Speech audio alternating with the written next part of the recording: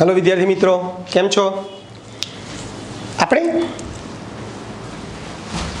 આજે amino acid તરફ જઈએ છીએ। એ એમિનો એસિડ તરફ જતા પહેલા આપણે એક સ્વાધ્યાયનો 14.8 પ્રશ્ન છે કે ભાઈ સ્ટાર્ચ અને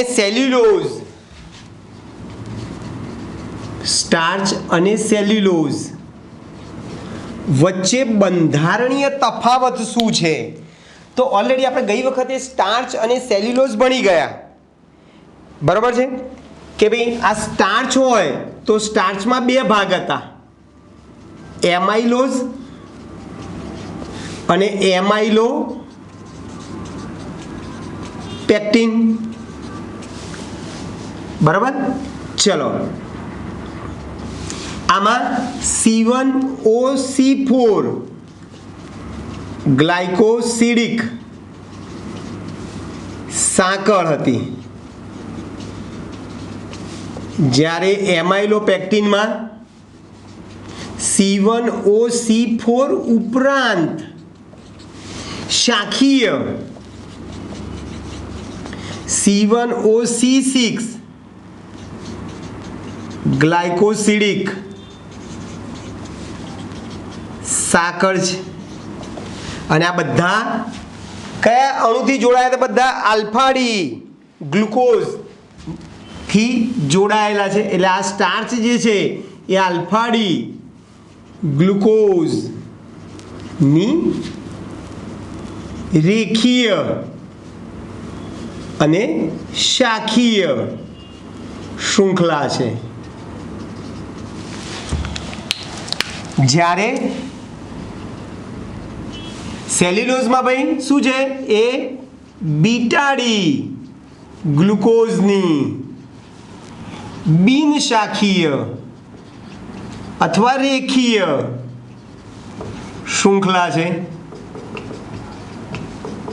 જેમાં C1OC4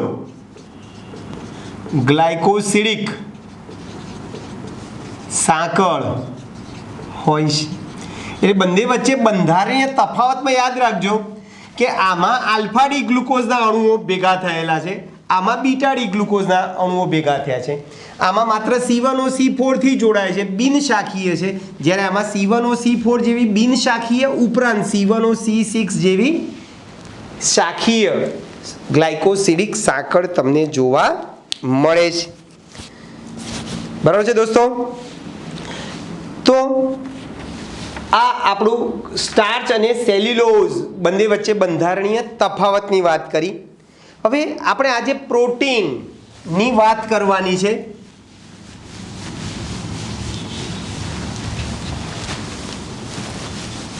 પ્રોટીન, ચલો, પ્રોટીન સંયોજનો।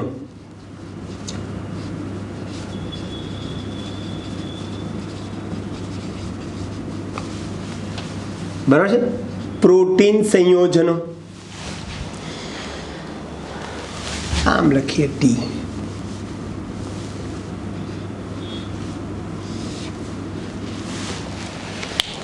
તો શરૂઆત પ્રોટીન સંયોજનોની વાત કરીએ તો પ્રોટીન સંયોજનો જીવંત પ્રણાલીમાં વિપુલ પ્રમાણમાં મળી આવતા જૈવિક અણુ છે। તે જીવંત પ્રણાલીમાં વિપુલ પ્રમાણમાં હોય છે।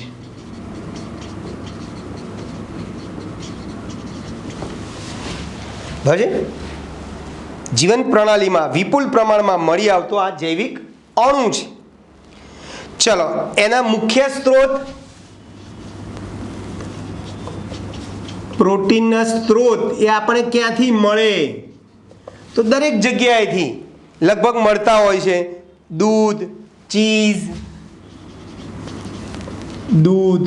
ચીઝ, કઠોળ, માંસ, બરાબર છે? કઠોળ, પછી માંસ, માછલી, મગફળી, બરાબર છે? આ બધામાંથી તમને મળી આવે છે।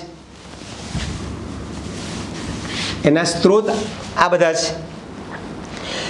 ચલો ભાઈ, હવે પ્રોટીન સંયોજનો શરીરના દરેક ભાગમાં હાજર હોય છે. આ જે પ્રોટીન સંયોજનો જે છે શરીરના દરેક ભાગમાં હાજર હોય છે.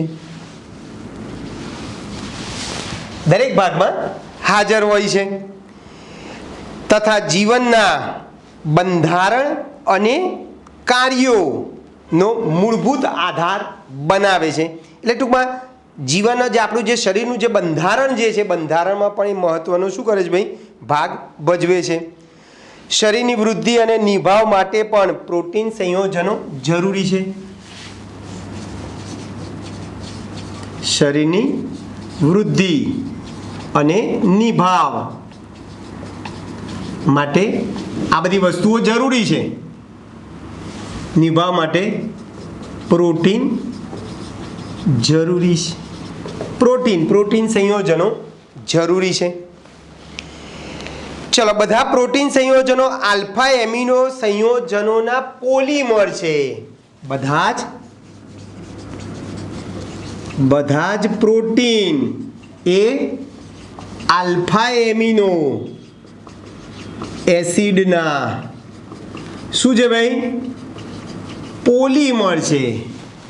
ટૂંકમાં અસંખ્ય એમિનો એસિડ ભેગા થાય તો શું બની જાય ભાઈ, પ્રોટીન બની જાય. અથવા પ્રોટીનનું જળ વિભાજન તમે કરશો તો તમને શું મળશે, એમિનો એસિડ મળશે. બરાબર. એટલે ટૂંકમાં પ્રોટીનના જળ વિભાજનથી શું મળે છે ભાઈ, અનેક અથવા અસંખ્ય એમિનો એસિડ મળે છે. અસંખ્ય એમિનો એસિડ મળે છે. એટલે આપણે આજે એમિનો એસિડ સંયોજનની વાત કરવાની છે. એમિનો એસિડ સંયોજનો. એમિનો એસિડ સંયોજનો. ચલો, આપણે એમિનો એસિડ બોલીએ છીએ. એમિનો એટલે NH2 સમૂહ હોય અને એસિડ કાર્બોક્સિલિક COOH સમૂહ, બંને સમૂહ હાજર હોય છે. એટલે એમિનો એસિડ સંયોજનોમાં એમિનો એટલે NH2 અને એસિડ COOH સમૂહ હોય છે. અને એટલા માટે જ આપણે એને એમિનો એસિડ એવું આપણે નામ આપીએ છીએ. ચલો, એનું બંધારણ આપણે આ રીતે લખીશું. જુઓ, એમાં કાર્બન, હાઇડ્રોજન, COOH, એમિનો એટલે NH2 ગ્રુપ અને એક R હોય છે. એટલે આ જે વચ્ચેનો જે કાર્બન જે છે એ કાર્બન સાથે એક COOH સમૂહ પણ છે, એક R પણ છે, NH2 છે ને H છે. આરની જગ્યાએ તમે જુદા જુદા સમૂહ તમે લઈ શકો. એને આધારે એનું નામ જુદા જુદા થતા હોય છે. આને આલ્ફા એમિનો એસિડ કેમ કહીશું ભાઈ, તો COOH સમૂહની બાજુવાળા કાર્બન એ આલ્ફા કાર્બન કહીશું ને એ આલ્ફા કાર્બન ઉપર NH2 સમૂહ જોડાયેલ હોવાથી એને આલ્ફા એમિનો એસિડ કહીએ છીએ. બરાબર છે.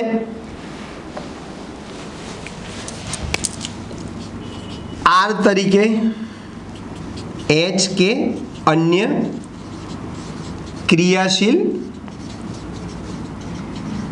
સમૂહ હોય છે. આલ્ફા કાર્બન ઉપર NH2 સમૂહ જોડાયેલ હોવાથી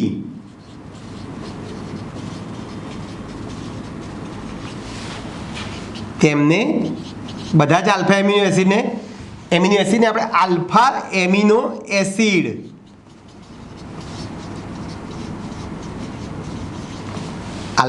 એમિનો એસિડ કહીશું. બરોબર છે ભાઈ. એટલે આલ્ફા, બીટા, ગેમા, ડેલ્ટા એ પ્રમાણે પણ તમે વર્ગીકૃત કરવા હોય તો કરી શકો છો, પણ અહીંયા આપણે આલ્ફા એટલા માટે વાપરીએ છીએ કારણ કે આર જે છે આલ્ફા કાર્બન ઉપર સોરી NH2 ગ્રુપ એ આલ્ફા કાર્બન ઉપર જોડાયેલું છે, બરાબર છે. ગ્લાયસીન એના મીઠા સ્વાદને કારણે એનું નામ આપવામાં આવ્યું છે, એટલે મીઠા સ્વાદને કારણે ગ્લાયસીન નામ આપેલ છે. એટલે ગ્લાયસીનમાં આપણે શું કરીશું, આરની જગ્યાએ H લખીશું. આ ગ્લાયસીનનું સૂત્ર આરની જગ્યાએ H લો તો શું થાય ભાઈ, આર સી અહીંયા આરની જગ્યાએ H લો છો એટલે NH2 CH2 COOH NH2 CH2 COOH થઈ જાય. આ ગ્લાયસીન છે. પછી ટાયરોસિન એ સૌ પ્રથમ ચીઝમાંથી મળતો આવતો હોવાથી એને ટાયરોસિન પણ કહીશું આપણે, બરાબર છે. ટાયરોસિન બરાબર છે.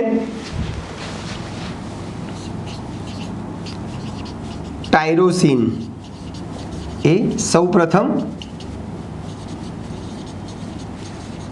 ચીઝમાંથી મળેલ, સૌ પ્રથમ ચીઝમાંથી મળેલું. હવે આપણે આ જે એમિનો એસિડ જે છે એમિનો એસિડ સંયોજનોને સામાન્ય રીતે આપણે ત્રિઅક્ષરીય સંજ્ઞા વડે દર્શાવીએ છીએ. એમિનો એસિડને સામાન્ય રીતે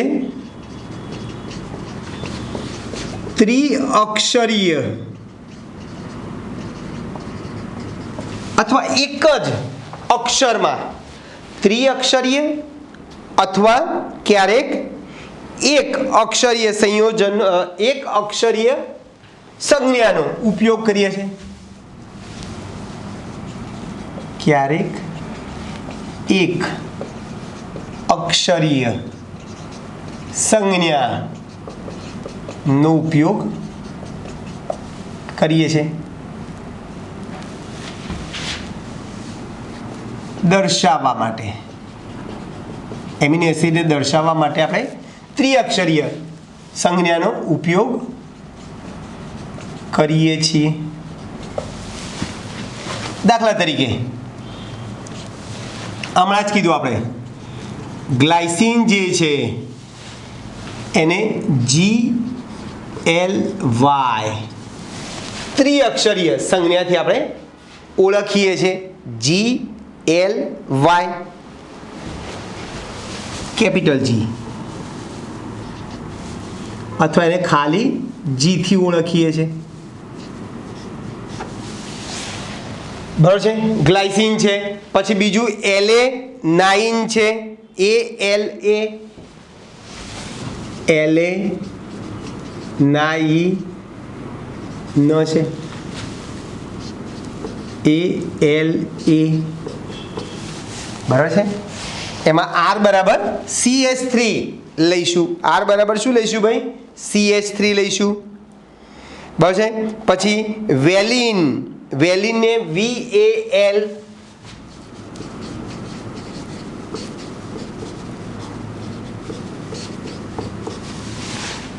તો આ રીતે તમે ત્રિઅક્ષરીય સંજ્ઞાથી દર્શાવી શકો. લ્યુસીન LEU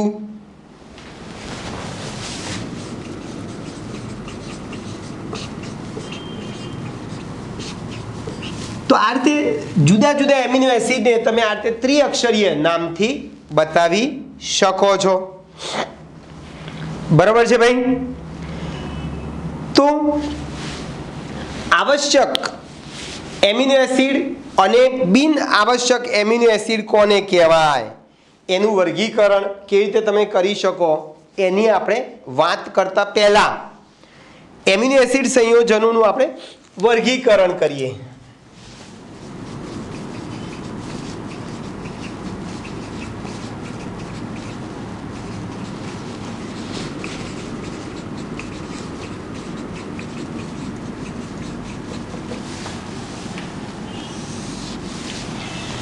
વર્ગીકરણ.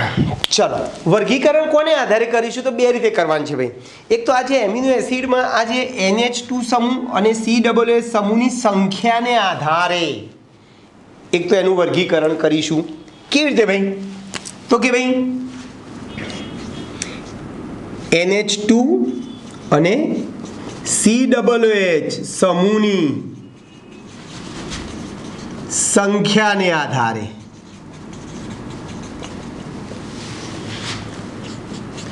ચલો NH2 સમૂહ ની સંખ્યા COOH સમૂહ કરતા વધુ હોય તો બોલો. NH2 સમૂહની સંખ્યા COOH સમૂહ કરતા વધુ હોય તો એને બેઝિક એમિનો એસિડ,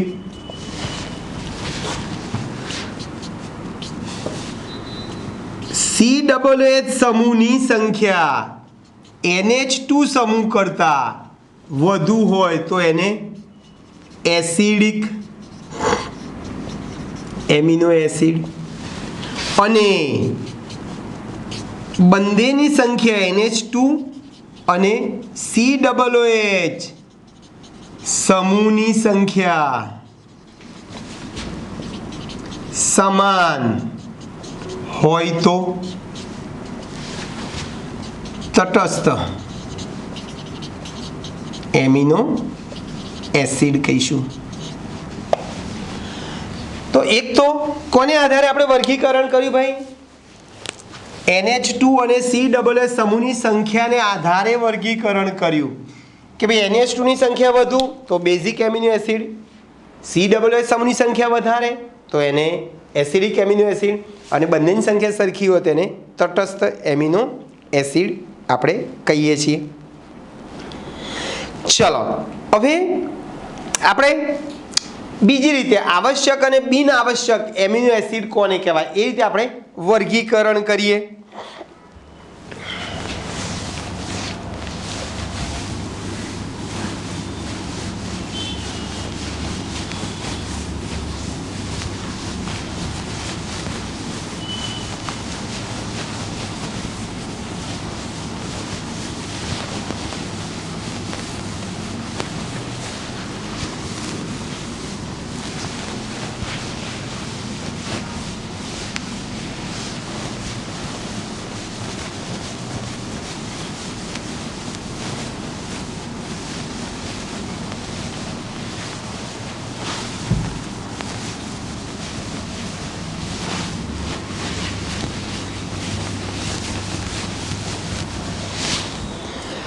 ચલો એટલે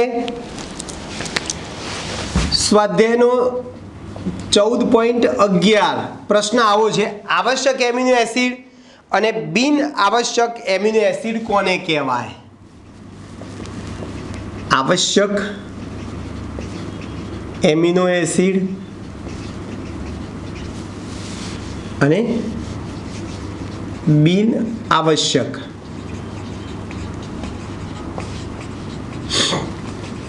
એમિનો એસિડ કોને કહેવાય? તો કે ભાઈ શરીરમાં જે એમિનો એસિડનું સંશ્લેષણ થઈ શકતું હોય એમને બિન આવશ્યક એમિનો એસિડ કહીશું. એટલે જે એમિનો એસિડનું સંશ્લેષણ શરીરમાં થતું હોય છે તેને બિન આવશ્યક એમિનો એસિડ કહીશું. અને એનાથી ઊંધું બોલો શું કહીશું ભાઈ? જે એમિનો એસિડનું સંશ્લેષણ શરીરમાં થઈ શકતું નથી પણ માત્ર આહાર મારફતે મેળવી શકીએ છીએ એને આપણે આવશ્યક એમિનો એસિડ કહીશું. એટલે જે એમિનો એસિડ નું સંશ્લેષણ શરીરમાં થતું નથી, પરંતુ માત્ર આહાર મારફતે બહારથી મેળવીએ છીએ.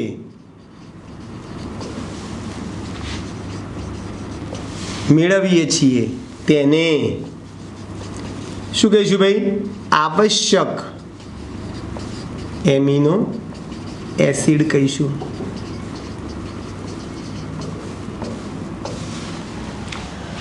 ક્લિયર દોસ્તો? આવશ્યક અને બિન આવશ્યક.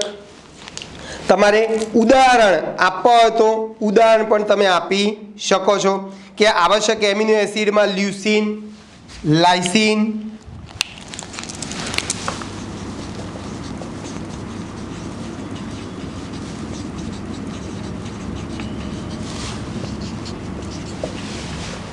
અને બિન આવશ્યક એમિનો એસિડમાં ગ્લુટામિન, ગ્લુટામિક,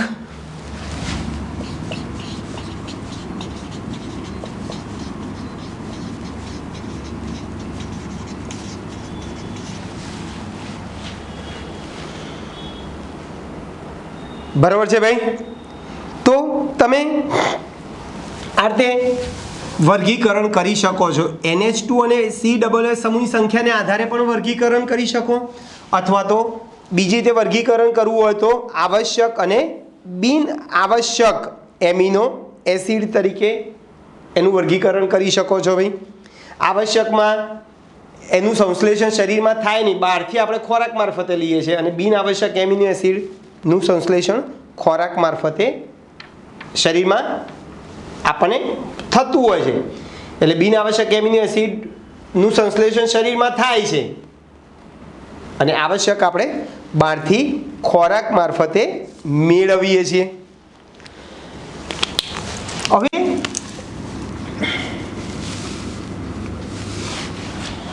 આપણે આજે એમિનો એસિડ જે છે એના ગુણધર્મની વાત કરવી હોય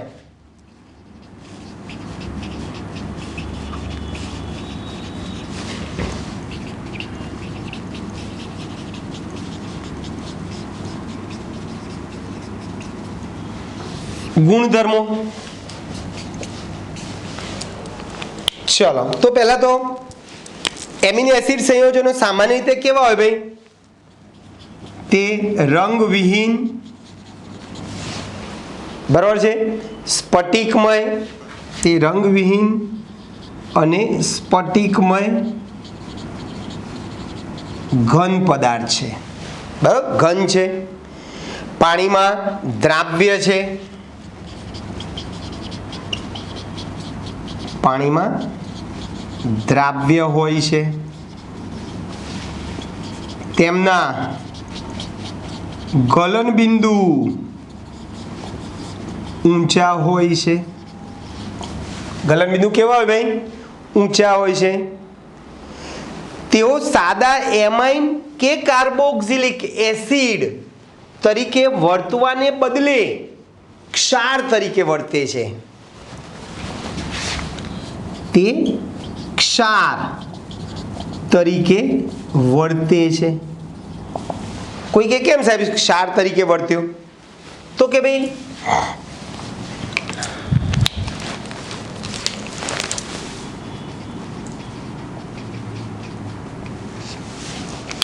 આપણે એમિનો એસિડનું બંધારણ દોરી દીધું છે આ રીતે કે ભાઈ સી સાથે એક H હોય, એક COOH હોય, એક NH2 હોય અને એક R હોય.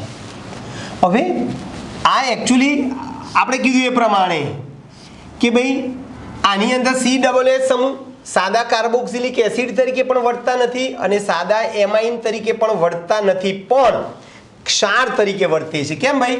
તો કે ભાઈ આ જે કાર્બોક્સિલિક એસિડ જે છે એ આને H+ નું શું કરશે ભાઈ? દાન કરશે. NH2 ને H+ નું દાન કરશે. બોલો, આ H+ લઈ લેશે, આ H+ ગુમાવશે, એટલે આવું થશે. COO NH2+. તો જુઓ પ્લસ માઇનસ એટલે આ જ્વિટર આયન કહેવાય. દ્વિધ્રુવ છે આમાં, જે દ્વિધ્રુવ ધરાવે છે. જ્વિટર આયન છે ને એમાં શું કીધું ભાઈ આપણે કે એમિનો એસિડ H+COOH સમૂહનો H+ ગુમાવી દે છે, NH2 ને આપી દે છે. પરિણામે શું થઈ ગયા છે ભાઈ? એક ક્ષારની જેમ વર્તે છે. એમાં બંને સમૂહની હાજરી છે, બરોબર. એટલે કાર્બોક્સિલિક એસિડ સમૂહ શું કરશે ભાઈ? કાર્બોક્સિલિક એસિડ સમૂહ પ્રોટોન ગુમાવશે અને આ NH2 સમૂહ પ્રોટોન મેળવશે. COOH સમૂહ શું કરે છે ભાઈ? પ્રોટોન ગુમાવે છે અને NH2 સમૂહ પ્રોટોન મેળવે છે અને જ્વિટર આયન તરીકે વર્તે છે, જેમાં બે ધ્રુવ હોય છે પ્લસ માઇનસ. એટલે આ જ્વિટર આયન જે છે એ તટસ્થ છે, પરંતુ ધન અને ઋણ વીજભાર ધરાવે છે. તટસ્થ ખરું, પણ ધન અને ઋણ વીજભાર ધરાવે છે. તમે જોઈ શકો છો દ્વિધ્રુવ આયન બને છે, જેને આપણે જ્વિટર આયન કહીશું. બસ એ તટસ્થ છે, પણ ધન અને ઋણ બંને વીજભાર ધરાવે છે. હવે આ જ્વિટર જે છે એ આયનીય સ્વરૂપમાં એમિનો એસિડ સંયોજનો એસિડ અને બેઝ બંને સાથે પ્રક્રિયા કરી શકે છે. આથી એને ઉભય ગુણધર્મી પણ કહેવાય. આ જ્વિટર આયન જે છે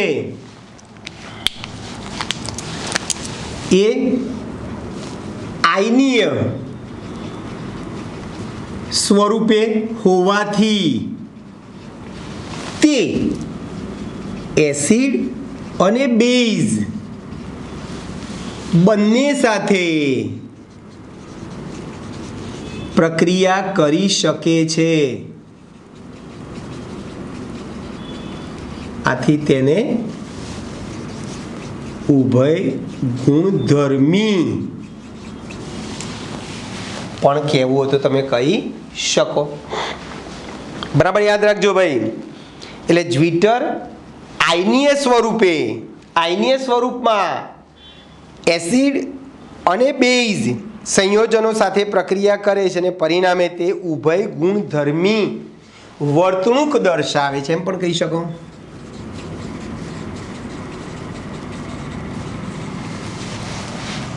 બરાબર છે. જ્વિટર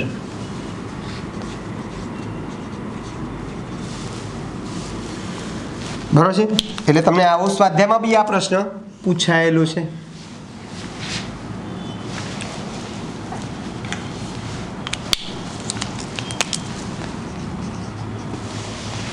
ઉભય ગુણધર્મી વર્તણૂક.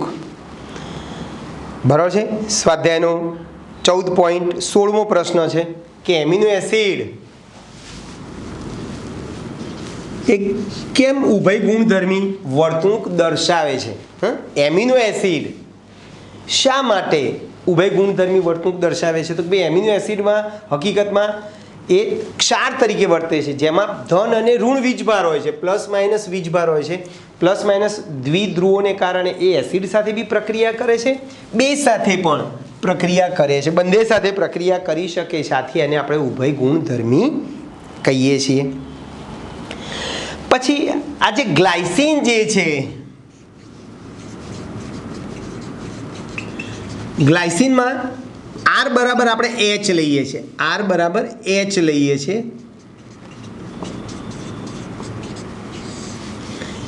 માં કિરાલ કાર્બન નથી. જો આ કાર્બન સાથે બે સરખા હાઇડ્રોજન છે એટલે આ કિરાલ કાર્બન ધરાવતો નથી.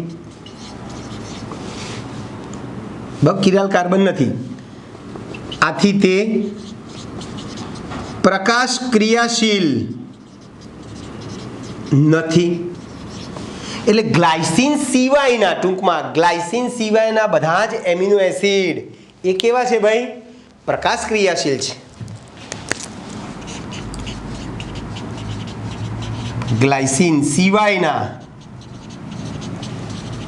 બધા જ એમિનો એસિડ એ પ્રકાશ ક્રિયાશીલ છે. એને આપણે કેપિટલ ડી અને એલ વિન્યાસમાં જોવા મળે છે. તમને કેપિટલ ડી ને કેપિટલ એલ ભણી ગયા કે ભાઈ જો કેપિટલ સપોઝ કે OH સમૂહ જમણી બાજુ હોય તો એને ડી કહીશું, ડાબી બાજુ હોય તો એલ કહીશું. એ જ પ્રમાણે NH2 સમૂહ જો જમણી બાજુ હોય તો એને આપણે ડી કહીશું અને ડાબી બાજુ હોય તો એને આપણે શું કહીશું ભાઈ? એલ વિન્યાસ. બરાબર છે? એટલે તમારે આ મોટાભાગના કુદરતી એમિનો એસિડ સંયોજનો એલ વિન્યાસ ધરાવે છે. મોટાભાગના કુદરતી એમિનો એસિડ સંયોજનો શું ધરાવે ભાઈ? એલ વિન્યાસ ધરાવે છે.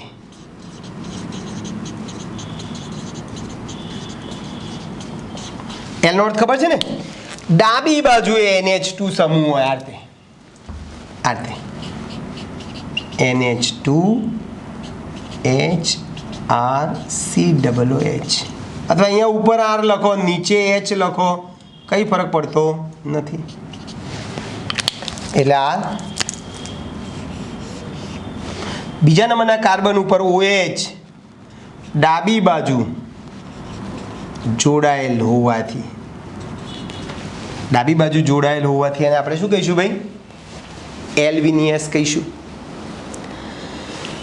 ક્લિયર દોસ્તો?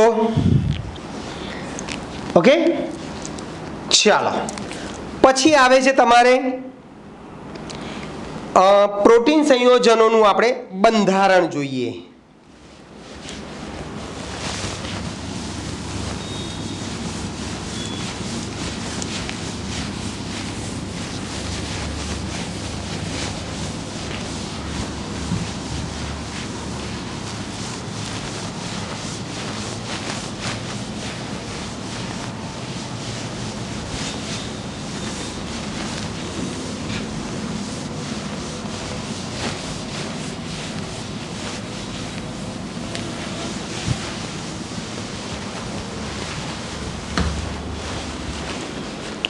પ્રોટીન સંયોજનોનું બંધારણ.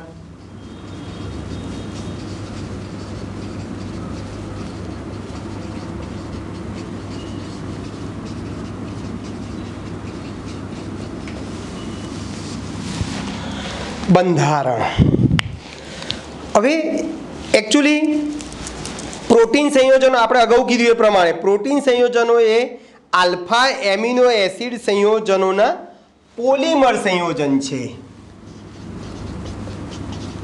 પ્રોટીન એ એકચ્યુઅલી આલ્ફા એમિનો એસિડના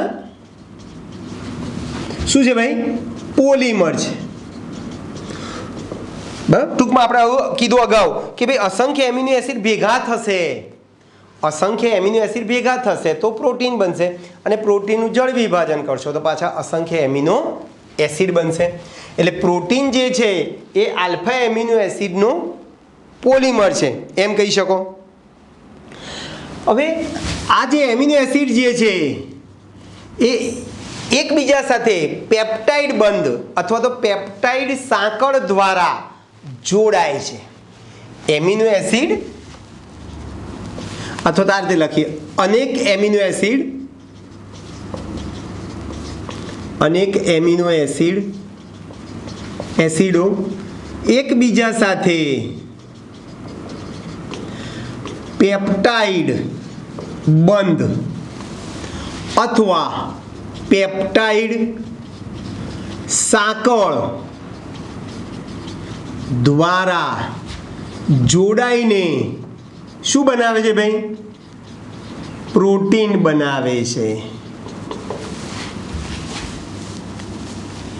બરાબર છે, એટલે પોલિમર છે જેમાં શું હોય છે ભાઈ, અનેક એમિનો એસિડ એકબીજા સાથે પેપ્ટાઇડ સાંકળ અથવા પેપ્ટાઇડ બંધથી શું થાય છે ભાઈ, જોડાય છે અને પ્રોટીન બનાવે છે. એટલે તમારે સ્વાધ્યાયનો 14.12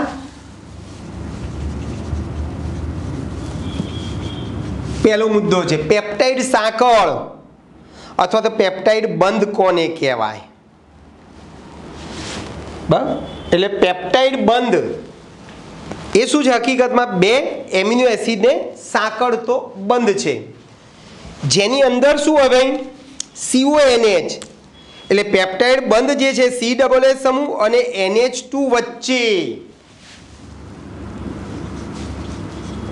પેપ્ટાઇડ બંધ એ COOH અને NH2 વચ્ચે બનતો એમાઇડ છે, એમાઇડ છે CONH. બરાબર છે, શું છે ભાઈ, એમાઇડ છે.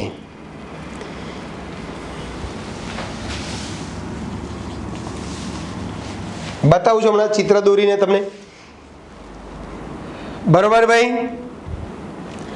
ચલો આપણે એક ઉદાહરણ લઈએ. આપણે દાખલા તરીકે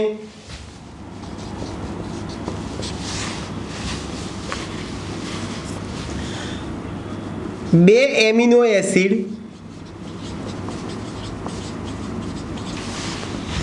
એક પેપ્ટાઇડ બંધથી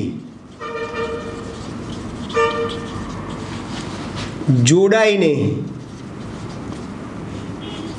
ડાયપેપ્ટાઇડ બનાવે.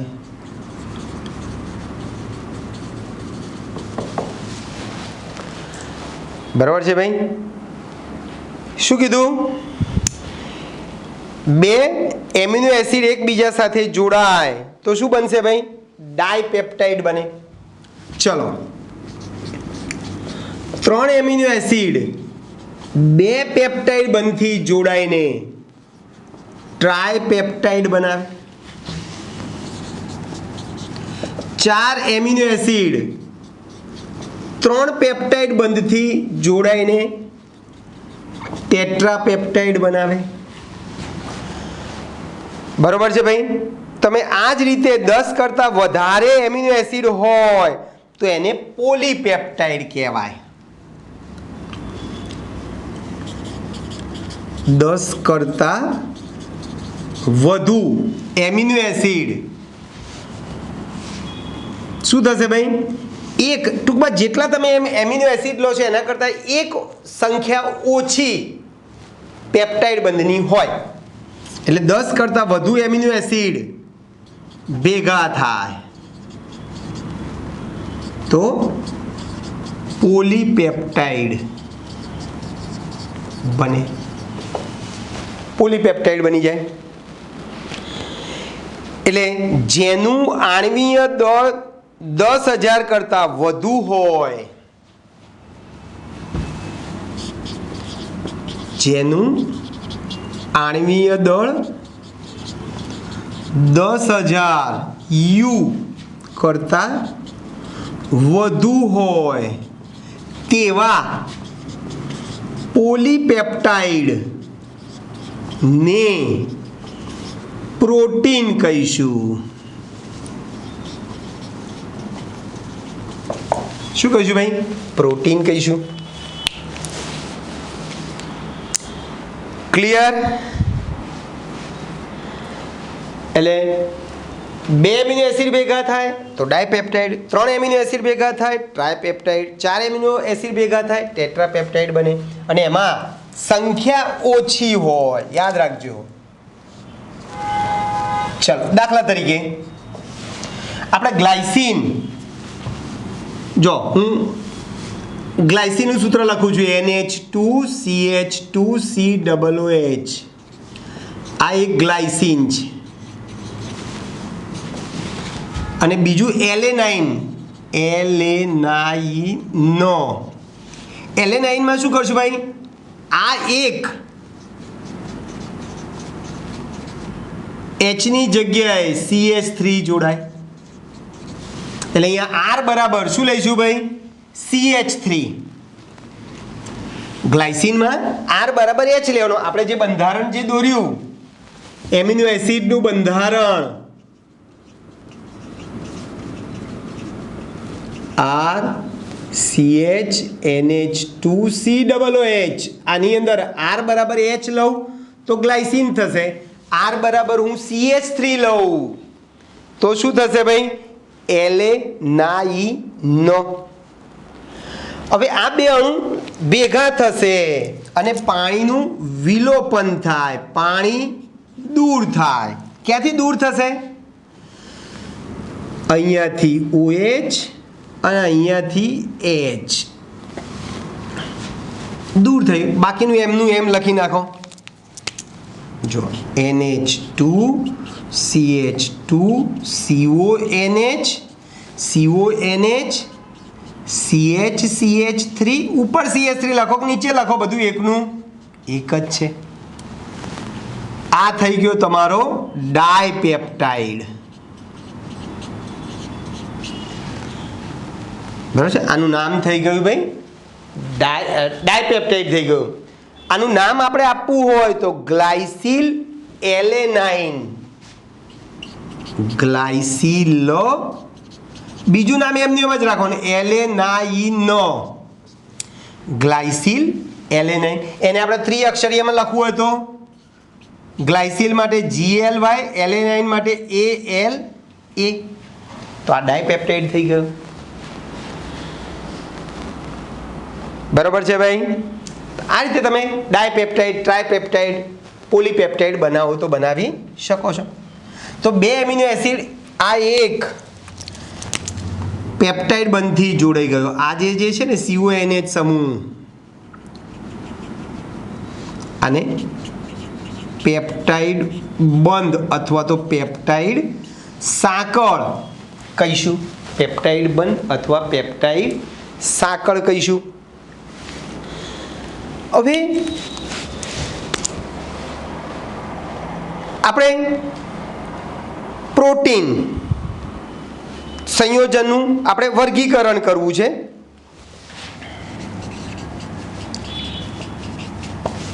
કોને આધારે વર્ગીકરણ કરવું છે આણ્વીય આકારને આધારે આણ્વીય આકારને આધારે પ્રોટીન સંયોજનોનું વર્ગીકરણ બે રીતે કરાય ગોલીય પ્રોટીન અને રેશામય પ્રોટીન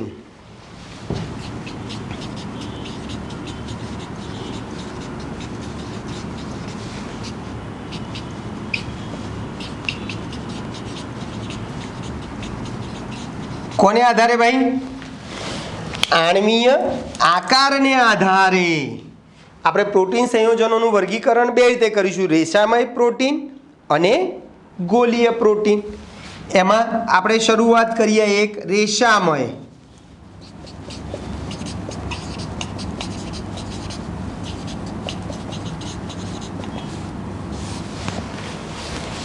અને બીજું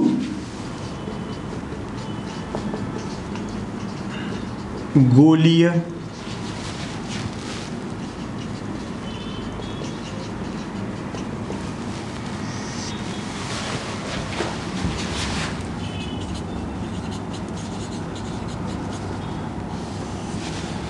ચાલો તો કે ભાઈ રેશામય પ્રોટીન કોને કહેવાય તો કે જ્યારે પોલીપેપ્ટાઇડ શૃંખલાઓ એકબીજા સાથે સમાંતર ગોઠવાયેલી હોય જ્યારે પોલીપેપ્ટાઇડ શૃંખલાઓ એકબીજા સાથે સમાંતર રીતે ગોઠવાયેલી હોય અને એકબીજા સાથે આંતરઆણ્વીય હાઇડ્રોજન બંધ અથવા કાર્બન ડાયસલ્ફાઇડ બંધથી જોડાય છે અને રેશામય આકાર ધારણ કરે છે પોલીપેપ્ટાઇડ શૃંખલાઓ એકબીજાને સમાંતર ગોઠવાયેલી હોય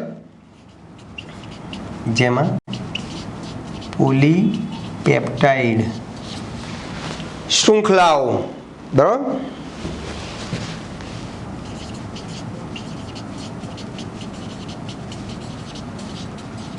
એકબીજાને સમાંતર રીતે ગોઠવાયેલી હોય અને તેઓ એકબીજા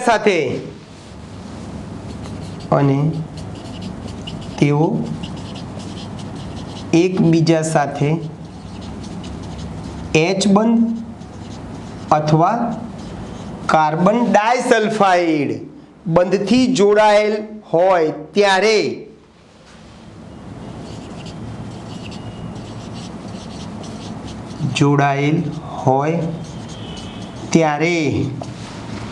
તે રેશામય જેવું બંધારણ ધારણ કરે છે. બરાબર છે? રેશામય જેવું બંધારણ રચાય છે.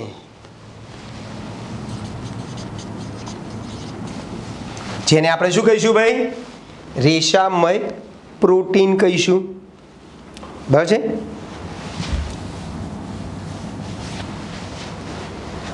ઓકે, ચલો. આ જે છે પ્રોટીન એ સામાન્ય રીતે પાણીમાં અદ્રાવ્ય હોય છે. રેશામય પ્રોટીન સામાન્ય રીતે પાણીમાં કેવા હોય ભાઈ? અદ્રાવ્ય હોય છે. પેલા દ્રાવ્ય હશે, અદ્રાવ્ય હોય છે. ઉદાહરણ આપીએ, દાખલા કેરેટીન.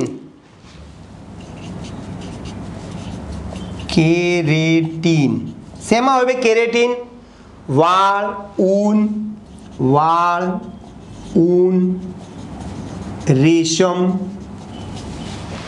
રેશમમાં તમને કેરેટીન જોવા મળે. અને માયોસિન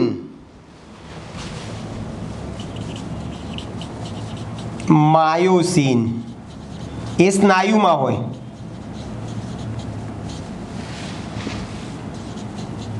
ઉદાહરણ છે. આ રેશામય પ્રોટીન છે, કેરેટીન અને માયોસિન. ચલો, ગોલીયમાં શું કરીશું ભાઈ? પોલીપેપ્ટાઇડ શૃંખલાઓ વળીને ગોળાકાર સ્વરૂપમાં ફેરવાય છે, જેમાં પોલીપેપ્ટાઇડ શૃંખલાઓ વળીને ગોળાકાર સ્વરૂપમાં ગોઠવાય છે. આ એકબીજાને સમાંતર રીતે ગોઠવાયેલી છે. ત્યાં ગોલીયમાં કેવી રીતે ગોઠવાય છે ભાઈ? ગોળાકાર સ્વરૂપમાં ગોઠવાય છે. ત્યારે ગોલીય આકાર રચાય છે.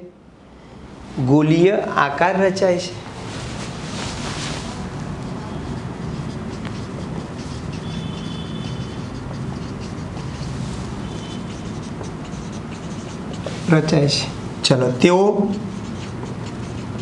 સામાન્ય રીતે પાણીમાં કેવા છે ભાઈ?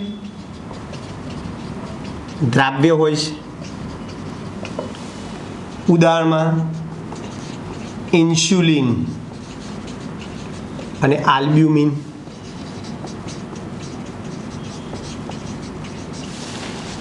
તમે ઉદાહરણ આપી શકો? તમે કયા ઉદાહરણ આપી શકો ભાઈ? ઇન્સ્યુલિન અને આલ્બ્યુમિન. તો આ આપણે આણ્વીય આકારને આધારે વર્ગીકરણ કર્યું. તમે બંધારણ અને આકાર, બંધારણને આધારે પણ, આકાર અને બંધારણને આધારે પણ આપણે પ્રોટીનનું વર્ગીકરણ પ્રાથમિક, દ્વિતીયક, તૃતીયક પ્રોટીનમાં તમારે કરવું હોય તો કરી શકો છો.